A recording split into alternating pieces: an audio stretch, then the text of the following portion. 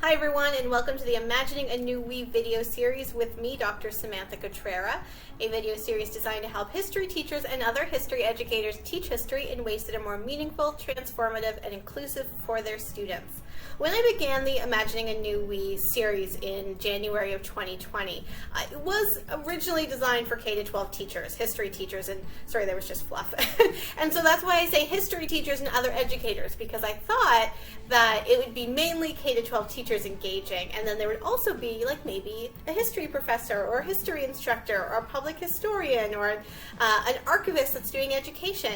And because of the Pandemic Pedagogy series, this has really opened up this notion of history teachers, not just K-12 teachers. It is historians, it is public historians, it is people at Heritage Trust, it is archivists, and I just want to say thank you as always for watching. It's great to get your feedback, and it's great to know that our conversations have been able to influence so many ways to mobilize the past, which is really what I mean when I say teach history. And the Pandemic Pedagogy series has been so fruitful and so engaging for having these conversations. So thank you again.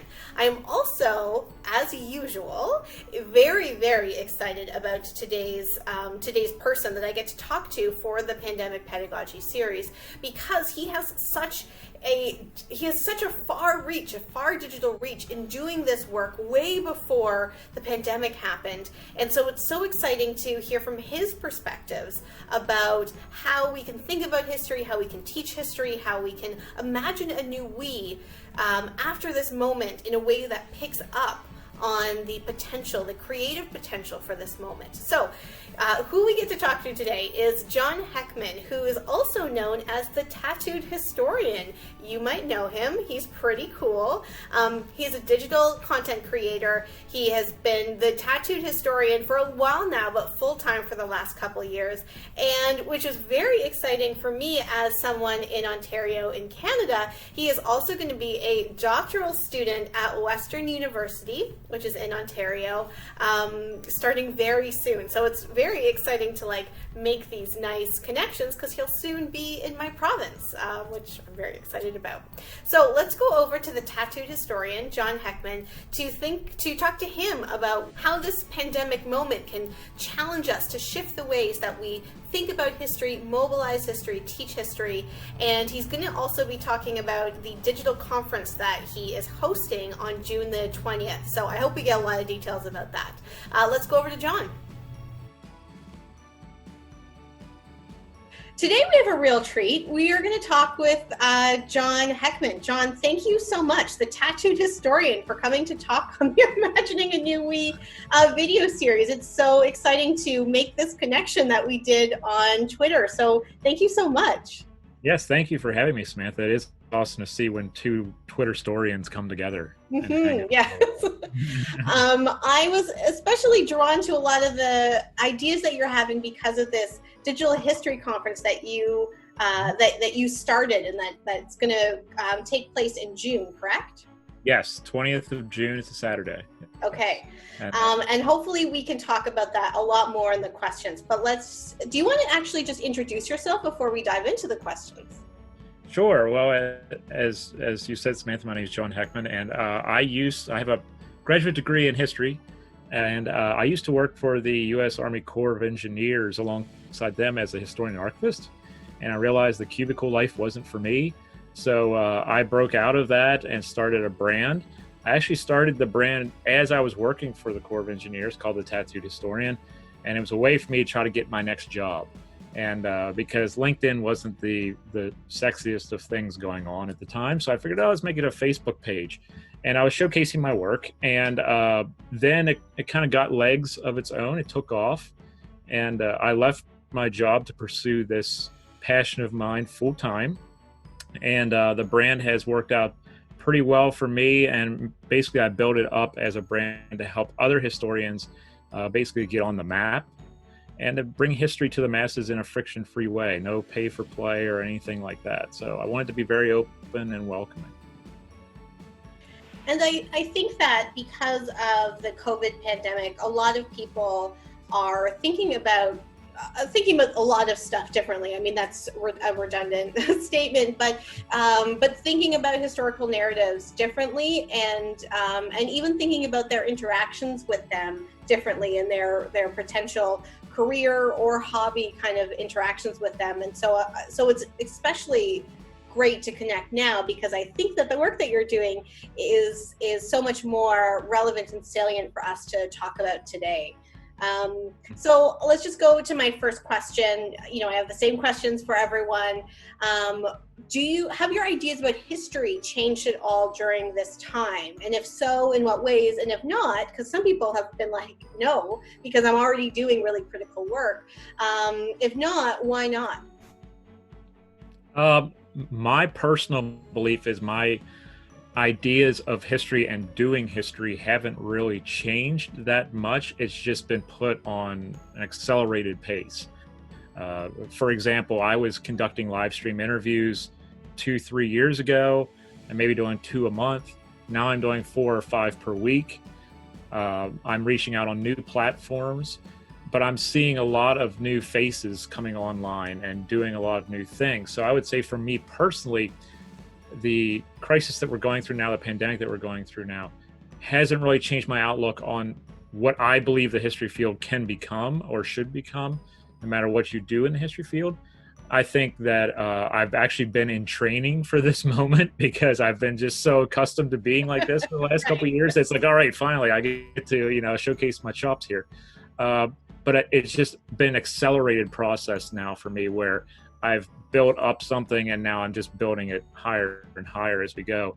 But it's been very cool to see people who have never done this before, and you get to watch them create right before your eyes in front of a lot of people. So yeah, for me, it hasn't really changed a lot, but I know for others, it's been a drastic change.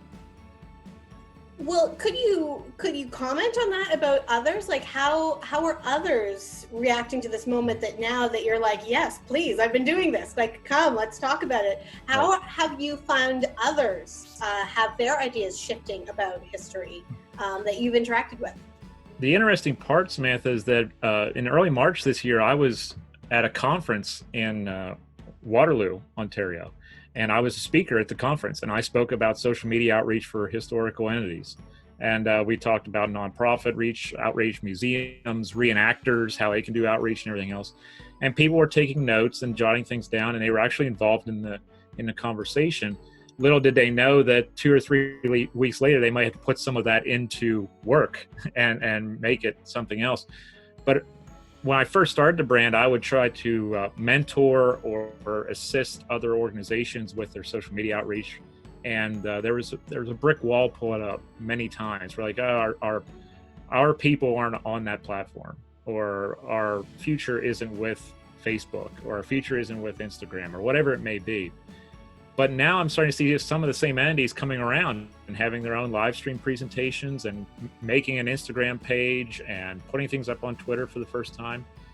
And I think that this is going to make the process move along even faster, because people are going to get comfortable with it. And I've seen a lot of entities coming up online who I never would have thought of done it in 5 years, but because of what we're going through now, it's really changed the pattern for how they're doing history. And I think that's a fascinating look at it. And I hope that the people I talked to in Waterloo put some of it, even more of it, into pattern, because they would ask me, how can you do so many posts per week? And I would tell them, well, I'm always working on this stuff, and I'm always trying to create and think of new things. And it's been more about documenting a journey than creating content for me. So that makes it a little bit easier. So it's been a really neat thing, though, to see more people coming online and doing some great things. And I watch a lot of them do it because I want to support them and help them, through the whole thing, because I know it can be an uncomfortable process for a few people. What conference was it? I was at a reenactor style conference. It's put on by 1812 reenactors, and it was at the Waterloo Regional Museum. It was called the History Mix 2020 conference, and it was a CD thing on the sign, and History Mix on it. So I'm like, yeah, we're 90s people here. But we're back in the day here.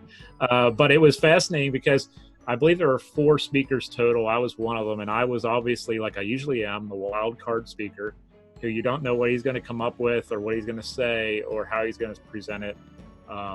And the other speakers were pretty much traditional style speakers, but I was the one talking about how do we reach a new audience and how do we provide accessibility to a new audience. And we went over everything from starting a podcast to getting on TikTok, which was fun. So I don't really understand TikTok. You don't need to explain it to me. I feel like I'm just going to stick with my CDs. I'm like, that's where my limit is. Yeah, that's fine. I don't dance on there. Don't worry. I'll be terrible. Well, okay, no, I'm not going to ask you to explain TikTok to me. I'll just ask an 8-year-old instead. Yeah, might be safer. Yeah, maybe. It's interesting because, you know, I've been seeing a lot of things about like the future of museums and historical sites and heritage preservation centers and worried about funds and worried about audience. And then I talked with Joe McGill from the Slave Dwelling Project, who is an American. And he was like, this is an opportunity for us to shift the narratives. Of what we are talking about at historical sites in particular. Because if you want to keep reaching those audiences, you need to tell the stories that they already know, like they're coming to a historical site because they already kind of know the stories. But if you want to keep these new audiences, you are going to need to challenge those stories, to tell more complex stories. And it's been really exciting. That really shifted my ideas about what this moment could do. And so it's kind of cool about what you're saying, that you're already talking about this like that first week of March, because I am sure that a lot of those people are thinking about or trying those things because you probably made it very accessible for them. Right. I've seen a couple of them pop up. They'll send me invites and they'll be like, I made a page, or I put a YouTube channel up or something. And I know one of the reenactors that was there I believe he started a Facebook page or a YouTube page where all he's doing is playing the fife. So he's showing people what the music sounded like and how to play it and stuff like that. And I just applaud him. He was one of the people who was taking notes very intently during the conversation and would talk to me afterwards. So it's really awesome to see people who are experimenting with social media and with blogging and with creating videos, and you slowly start to see the insecurity start to go away. You know, you're nervous originally. How's this going to be judged? How's it going to look? Is the lighting right? Things like that. But when you start to realize that all you need to do is just put the stuff out there to an audience who's possibly already into the subject you're talking about, you can grow a new audience out of that and create something really different. And with my audience, it's been really awesome because a lot of them were under the age of 40, which is different for the history field in many ways, because when you go to public talks, they're usually older. And also I've drawn in people who are tattoo artists or who, you know, ride Harleys on the weekend and stuff like that because of the brand name. The name kind of became a welcoming thing of its own. Because I have been, admittedly, turned down for a job in the history field because I have tattoos below my elbows. So I was turned down for a position. So I wanted to make a brand that was also welcoming from the name. And it's been cool to see other people making either brands or just doing new things in the museum they work with or the archives they work for, due to the fact of we're going through this time where we're all separated and we have to do outreach in some way to get our mission across. And I think too, a big part of that is to, and I think about this a video I posted early in May about to understand your purpose in teaching history. Now I do obviously recommend that people go and watch those videos, but it seems like it's just for K-12 teachers, and to be open to the learning from it, even if it doesn't seem like it fits you, because what is your purpose of doing that engagement? Because those things like the analytics of social media, the numbers, the views can seem really intimidating, and it might seem like too much. But if you're like, my purpose for teaching history my purpose of playing the fife as a reenactor is to keep this particular practice alive, then the numbers can come, but you're still fulfilling your purpose. And I think that is a good way to think about how are you going to engage in some of these new practices, to think about what is the purpose that you want to achieve here,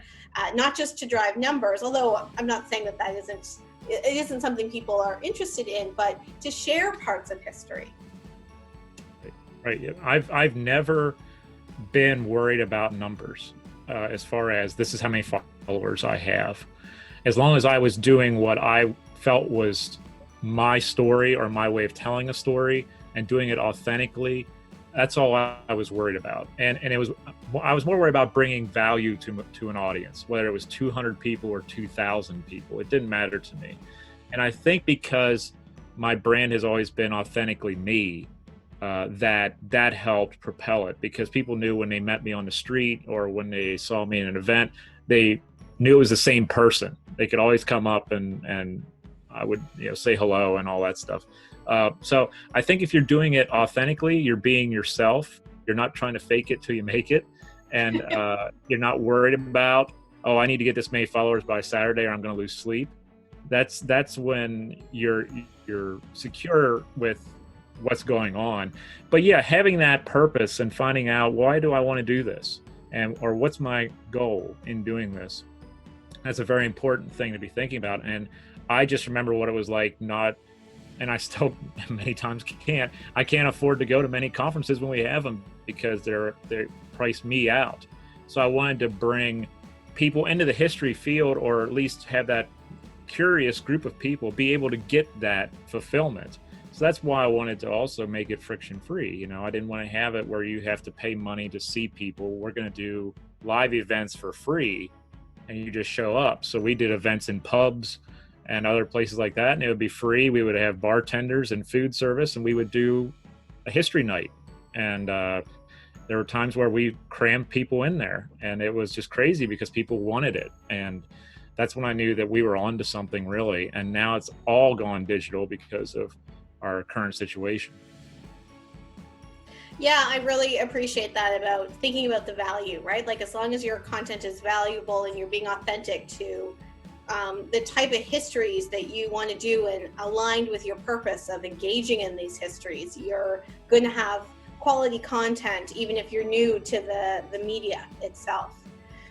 This makes me think of the second question. So I ask everyone, do you think the way we teach history will change after this? And we've already kind of talked about this in the last question. Like, I think the answer that you would probably say is yes. And of course, when I say teach history, I mean mobilize the past. I don't mean necessarily in traditional settings. Can you maybe talk about what you think that might look like from your perspective, in particular thinking about the conference on June the 20th and why that is such an important thing for thinking of the ways that we're going to mobilize the past, to teach history, to share history during and after this moment? I really think history is going to be mobilized more than it has been in generations, because of the fact that we have so much ability to do free outreach now. I'm on 10 platforms and I don't pay for any of them. It's free outreach. So when you can do it within your budget, within your means, the sky is the limit. And I really think that a lot of historians, historical entities, nonprofits as we would have down here or wherever they may be, are going to embrace more of this. And what I'm hoping is that they keep it up. When we go back to work, so to speak, and everyone goes back to normalcy, whenever that may be, I don't want this to stop. And I don't want it to people to lose interest in it, because there's going to be so many opportunities for outreach on here, and it's going to level the playing field. And I talk about that a lot, where I have my master's degree in history, but I've brought on people who have written 20, 30 books, and 10 years ago that wouldn't have been possible because we wouldn't have had these kind of things.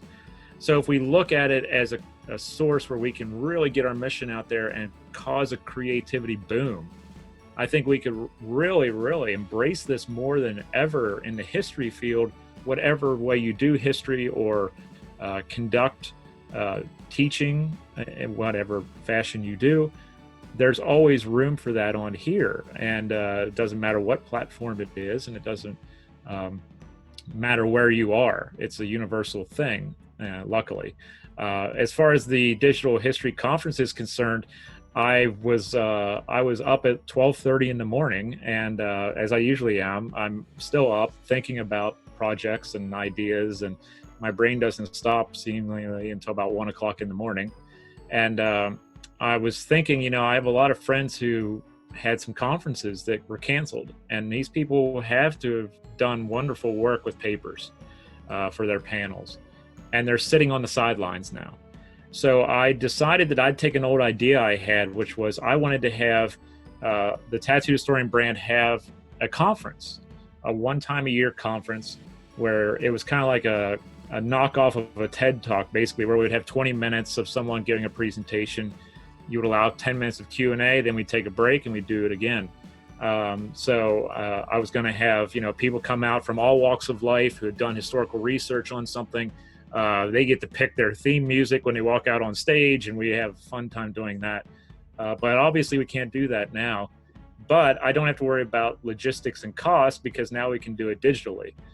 So I came up with the idea, well, let's do a all-day Facebook Live and through Zoom, and we would have 6 presenters, and these people would be people who had prepared for conferences no matter where they are, and no matter what the subject matter as well, as long as it's history, and we would present history to the masses. So we're doing that on the 20th of June between the hours of 10 and 5 Eastern, and it's going to be a great time because we have so many people from all walks of life who are coming on and talking about all kinds of stuff. We have people from England to the United States.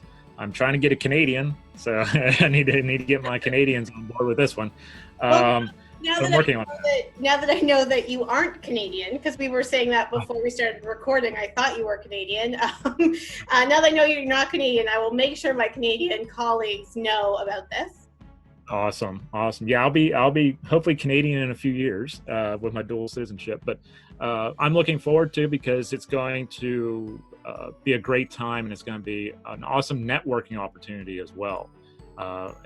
Who knows? People could get a call to do a program somewhere else on some other platform. I'm really just the person who likes to open doors for people and connect people with people in the field, because I know how hard it can be. So it's going to be an interesting ride, and I'm already getting people who are asking, are you going to do another one? Because they're not available on the 20th of June. Can we do another one?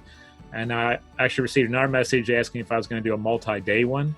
So it's something that I think is going to resonate with a lot of people, and we're going to try it out. We're going to see how it goes, and 4 of the 6 positions are already filled up, and I thank all 4 of those people, and we're going to have a good time with it. So who knows? The sky's the limit with it, but I'm hoping that also creates new opportunities for more people to do history in new ways.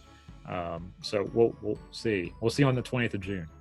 Well, I can't wait. I think it's going to be really exciting, and I always am thinking about how to mobilize the amazing work that historians do to a K-12 audience, and so I will be thinking about that. That's where all my notes will be as part of my learning, and I can't wait to hear how it. I can't wait to hear how it goes and develops, because when you had said this is a moment that we could have a creative boom. My hope is that people will really see the opportunity to use these platforms to do something different, not to do the same thing, but just this way. And because I am focused on teaching and learning, and also in higher ed, I'm thinking about this a lot with history professors. Oh, you're just planning on lecturing to your screen for 3 hours. Because that's what you did in class. How can we really use this to mobilize history in these creative ways? So I can't wait to watch the conference and to hear more about more from your perspective about how this works. My last question is about imagining a new we. So I have a book coming out in the summer called Transforming the Canadian History Classroom, Imagining a New We. And I was saying with another person, like, it says Canadian classroom, but I think Americans should read it too. It's really just about teaching national history in high schools and elementary schools. Because I argue the imagining a new we is that I argue that there are so many silos. Like, how can we increase circles of inclusion in how we understand the nation, how we understand our past, and how we understand our teaching practices? Do you have any thoughts? The final question is thinking about this idea. Do you have any thoughts about whether or not we are going to imagine a new we with history differently after this moment or during this moment? Or, sometimes people talk about the creativity that can come from imagining. Do you think that is going to be a thing that happens after this moment? I think we're going to have, as I said earlier, I think we're going to have a boom of creativity. I hope that causes us to have a different talk about the historical narrative. I hope that allows those new voices that I talked about to resonate louder than ever. I'm hoping that it creates more diversity, more inclusion, and more understanding of the historical narrative. I don't know so much from an American perspective what it's going to be like after this is all over. I'm hoping that it's a boom and not a bubble. That's my main thing. I don't want the bubble to burst here. I want a boom where it lasts and it keeps going, and we start to see more and more creativity, which may help us develop a new sense of we. I just think that this is a crossroads, in my opinion, of the arts and humanities, and in this case, the history field, more so than I've ever seen. And I'm really interested to see where this leads us, because this defining moment in our lives is going to be that crossroads I think we need to go through as far as historians or history curious people, history lovers, history nerds, whatever you might want to call us.